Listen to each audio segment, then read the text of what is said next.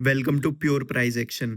आज हम जानेंगे ये मारूबुजू कैंडल या फिर strong candle, strong buying candle या स्ट्रॉन्ग सेलिंग कैंडल जिन्हें आप सब बोलते हैं, ये क्यों बनते हैं, इनका लॉजिक क्या है, इनके पीछे का रियल रीज़न क्या है, क्या ये स्ट्रेंथफुल हो भी होते हैं या नहीं होते। आज इनका एक अंदर का रीज़न जानेंगे बनने का। आपने बहुत बार या बहुत जगह सुना होगा, अगर कोई भी ग्रीन कैंडल बन रही है, स्ट्रॉन्ग ग्रीन कैंडल, तो इसके बाद बाइंग होगी या फिर यहाँ बहुत सारे बायर्स हैं। तो ये एक चीज हम समझने के लिए एक क्वेश्चन मार्क है, हमेशा मेरे साथ भी रहा है कि क्या ये स्ट्रॉन्ग बाइंग है या नहीं। क्योंकि आपने बहुत सारे चार्ट्स में एग्जांपल्स में देखा होगा, एक बड़े ग्रीन या बड़े रेड कैंडल के बाद नेक्स्ट कैंडल उसका अपोजिट बन जाता है और इसे पूरी को ट्रैप कर लेता है, पूरी को खा जाता है, एनगल्फ कर लेता है। तो उसका क्या रीजन है, क्यों हो रहा है ऐसा? जैसा कि हम जानते हैं, किसी भी प्राइस को चलने के लिए दो इमोशंस की बहुत ज़्यादा ज़रूरत होती है। एक तो डर और एक लालच। ये ग्रीड और फियर में ही प्राइस मूव करता है। तो एक प्राइस बहुत तरीके से और भी मूव करता है, पर मेजरली दो रीज़न ये मैंने आपको बता दिए। एक मान लेते हैं कोई लेवल है, ये एक ऐसा लेवल है जहाँ से कोई सेलर एक्टिव हो ही नहीं रहा।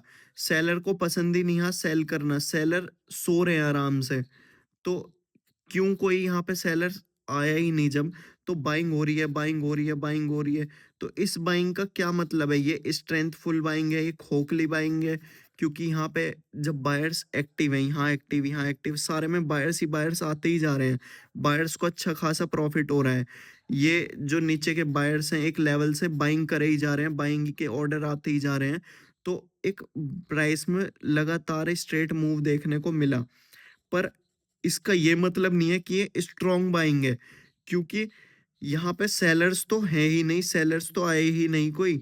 ऐसा कि आप पंप एंड डंप वाले स्टॉक में, एक एक दो दो पैसे वाले या रुपए वाले स्टॉक में देखेंगे, 5-10 रुपए वाले स्टॉक में ऐसा बहुत बार होता है कि लगातार ग्रीन कैंडल बनते ही बनते जा रहे हैं लाइन में। उसका रीजन क्या है? कोई ऐसा थोड़ी यहाँ स्ट्रॉन्ग बाइंग ही बाइंग हो रही है कि वो इतनी स्ट्रॉन्ग बाइंग है कि सेलर्स को डिफीट कर रही है। यहाँ सेलर इंटरेस्टेड है ही नहीं, तो सेलिंग होगी कैसे? हमेशा एक स्ट्रॉन्ग बाइंग ऐसी बाइंग होती है जो सेलर्स को डिफीट करके आए। आप ये बताओ, इन एक तो ये बाइंग हो गए, एक ये हो गया ग्रीन बाइंग कैंडल, और एक नॉर्मल सा, चलो डोजी तो मैंने आपको लास्ट वीडियो में एक्सप्लेन ही करा था, इसे हटा दो। इन दो कैंडल फर्स्ट और सेकंड में बाइंग स्ट्रेंथ किस में ज़्यादा अच्छी है? किस में ज़्यादा ह्यूज ऑर्डर्स ऑफ बाइंग है?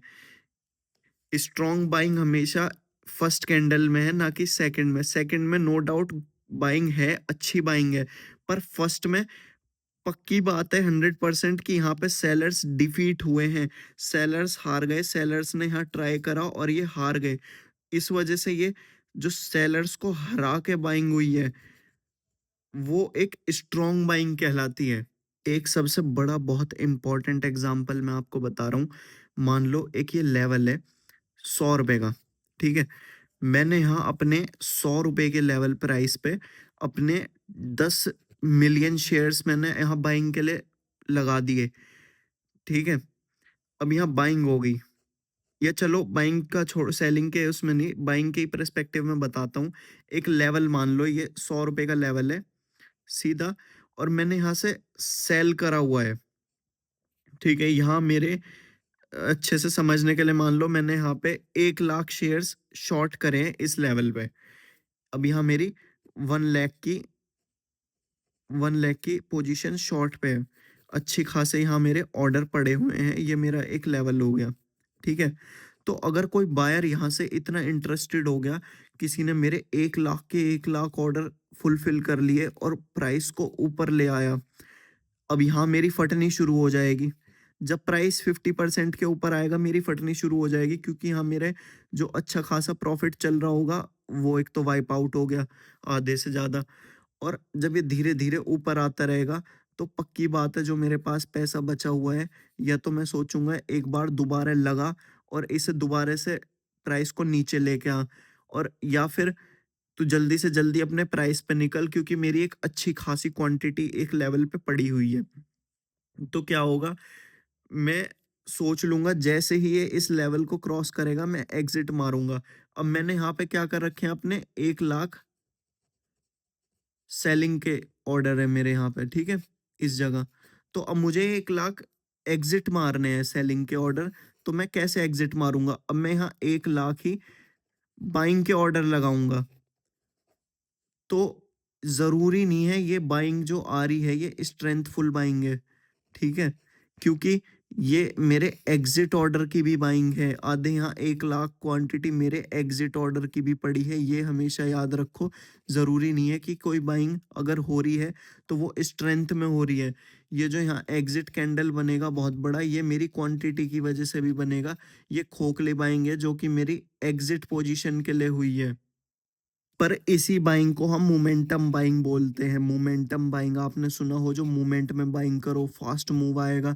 वो इसीलिए फास्ट मूव आता है अगर किसी के स्टॉप लॉस आउट होते हैं या फिर स्टॉप लॉस हिट होते हैं और एक हमें स्ट्रेट कैंडल देखने को मिले उसके एग्जिट ऑर्डर्स का, वो मोमेंटम बाइंग होती है। तो इस वजह से हमें बहुत बड़े बड़े मूवमेंट कैंडल देखने को मिलते हैं किसी एक ही साइड। Thanks for watching.